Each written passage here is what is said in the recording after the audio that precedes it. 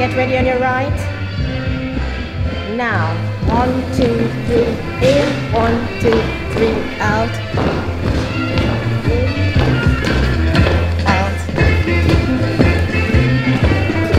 Heads out. In. Quadrille was never taught in schools. I learned about quadrille from my grandparents and my aunts and uncles. And they danced quadrille for fun. It would be danced at the village fairs and concerts and any sort of family occasion. They would get up and dance. So as children, we saw it as old people's dance.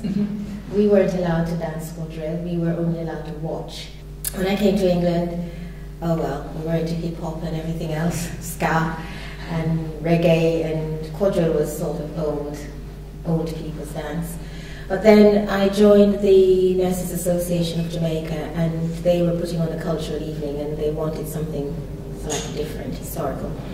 And so they asked Mr. Desmond Clark, who is a quadrille teacher, self-taught actually, to teach us how to do the quadrille. We were just doing it, as our ancestors were doing it, for fun and enjoying ourselves. And one day we probably weren't doing exactly what he told us to do, because we were just dancing.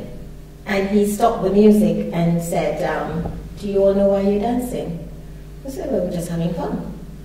And that was when the history lesson began. That quadrille was a very serious form of dance. It wasn't just for entertainment, but it's actually telling us through musical and oral history of how our ancestors survived enslavement.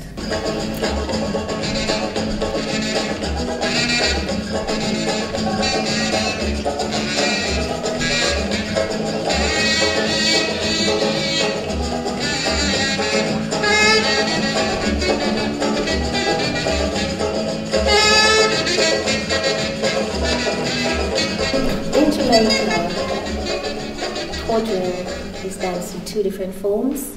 You've got the ballroom quadrille, which is the ballroom formation quadrille, and you've got the camp style, which is the camp formation quadrille. The ballroom quadrille, in a way, was danced by the plantocracy and some of the house slaves, but the camp quadrille was danced by the field slaves, and they took a different slant to the quadrille dance. And that's what we do in particular, the camp style. We can do the ballroom quadrille to look at the comparisons between the different formations and the figures, but we focus mainly on the camp style quadrille dance. The camp style quadrille has evolved. It isn't static at all, and it's danced throughout Jamaica in all the different parishes. And if you go to different parishes, you might see something slightly different in the movements. So, you know, in their creativity and wanting to do their thing. Yeah. So you will find people dancing to the local music. So they will perform the steps, but they'll be using their own music. And what we have found is that you can dance quadrille to any music, really. And the young people that have attended our performances, especially the ones in the park, they want to hear some type of music that belongs to them.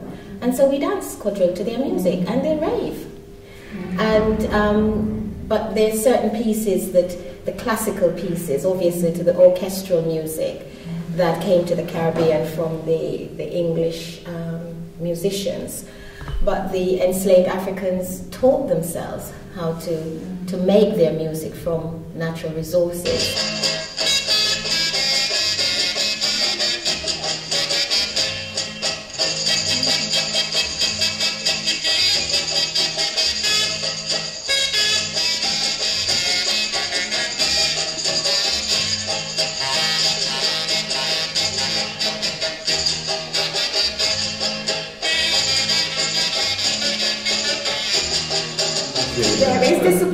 There is discipline in camp style because it's a drill, and so we aim to do the same things at the same time. But You can put your own flamboyancy, your own style, your flirtatious movement. It allows you to express yourself.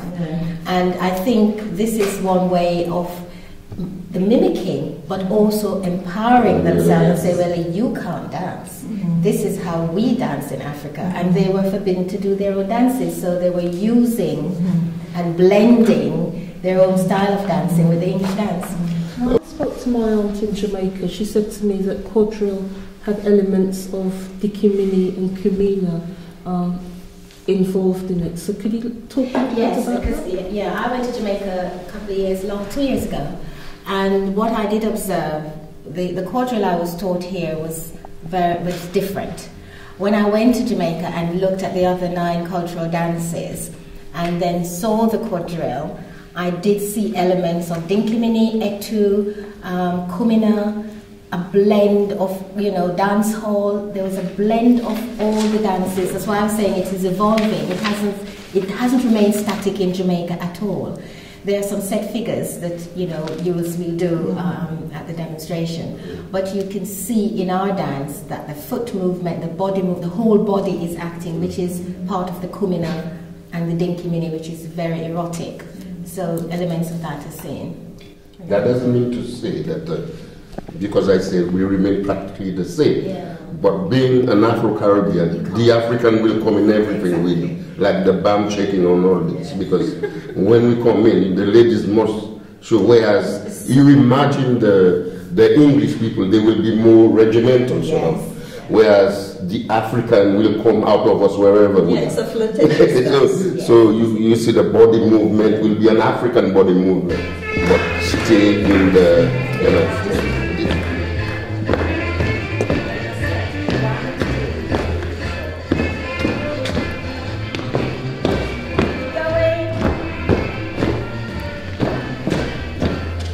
One,